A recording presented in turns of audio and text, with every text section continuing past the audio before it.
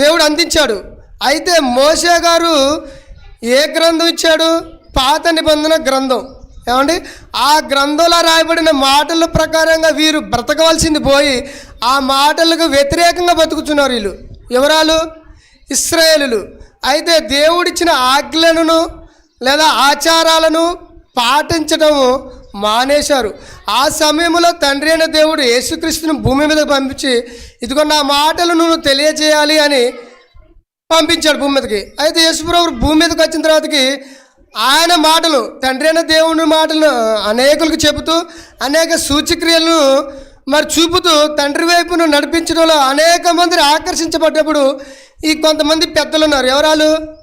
శాస్త్రులు, పరిచయులు. వీళ్ళు ఏం చేస్తున్నారంటే, ఇదిగా లాభం లేదు, ఈ యేసు అనేవాడు ఒకడు వచ్చిండు, నీ దేవుని కుమారుడు అని చెప్పుకుంటున్నాడు, ఎన్నో మహత్కార్యాలు సూచక్రియలు చేస్తున్నాడు, వీడు భూమి మీద ఉంటే వాళ్ళంతా అటువైపు పోతారు, మన గతి ఏమైపోద్ది అని ఆలోచించి యేసు ప్రభువుని చంపటానికి ప్రయత్నం చేస్తూ ఎక్కడికి తీసుకుపోవాలనుకున్నారు?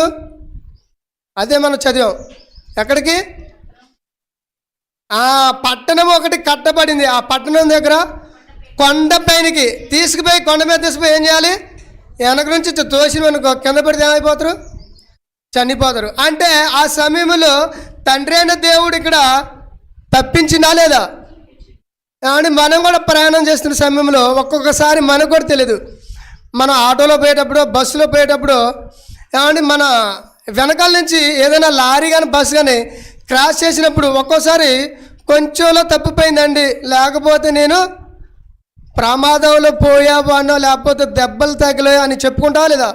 అంటే నీకు ఆ ప్రమాదం జరగకుండా నీ వెనకాల ఎవరున్నారు? దేవుడు ఉన్నారు. అందరికీ ఉండరండి. ఎవరికి ఉంటారు? దేవుణ్ణి ఎవడైతే నమ్ముకొని దేవుని ఇష్టానుసారంగా బ్రతుకుతూ అనేకులకు దేవుని మాటలు ఎవరైతే చెబుతారో వాళ్ళ వెనకాల దేవుడు ఖచ్చితంగా ఉండి జరగబోతున్న ప్రమాదాన్ని ఏం చేస్తాడు? దేవుడు తప్పిస్తాడు. అంటే యేసుక్రీస్తు ప్రభువారిని ఏమంటే అసలు ఆయన ఎందుకు వచ్చాడు? సిలువలో చనిపోవడానికి వచ్చాడు, అంతేగాని కొండ మీద పడి చనిపోవడానికా? అంటే మనుషుల ప్రయత్నం ఏమైపోయింది?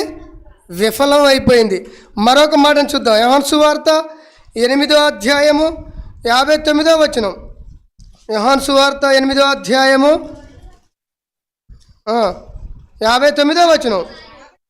కాబట్టి వారు ఆయన మీద రాళ్ళు రువ్వి ఎత్తిరి కానీ యేసు దాగి దేవాలయం నుండి బయటికి వెళ్ళిపోయాడు. అంటే ఇక్కడ శాస్త్ర పరుషులు ఇక్కడ ఏమని చెప్పాడు యేసుప్రభు అంటే, ఒకనొక సందర్భం ఇది, నేను అబ్రహామును చూశాను అని చెప్పుకుంటూ, అప్పుడు నీకు 50 సంవత్సరాలు కూడా లేవే, నువ్వు అబ్రహామును చూసినావు అని చెప్పుకుంటున్నావే అన్న సమయంలో యేసుప్రభు రావణుడు ఇక్కడ పై వచనం చూద్దాం ఒకసారి. ఏమంటున్నాడు?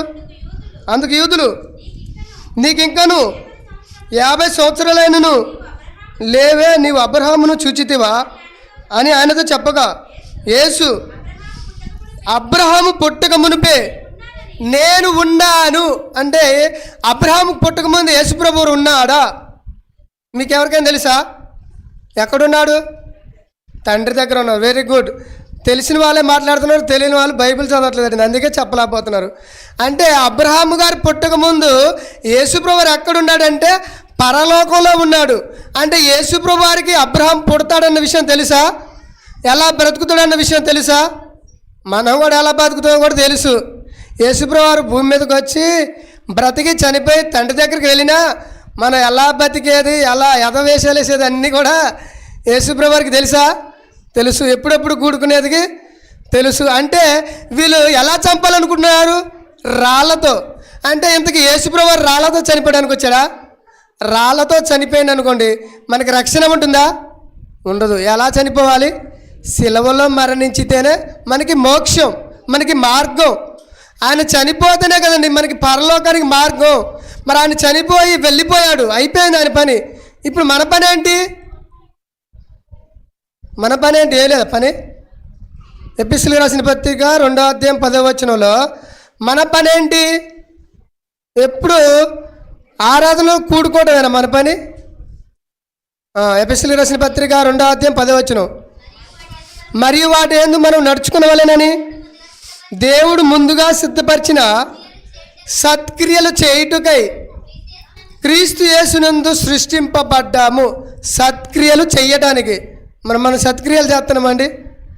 మన జీవితంలో సత్క్రియలు ఏడున్నాయి? లేవు. సత్క్రియలు అంటే దేవుడు పనులే లేవు. అంటే పని లేదంటే దేవుడి మాటలు వినట్లేదు. వింటుంటే కొద్దిగా మనకు పని చేయాలనిపిస్తుంది.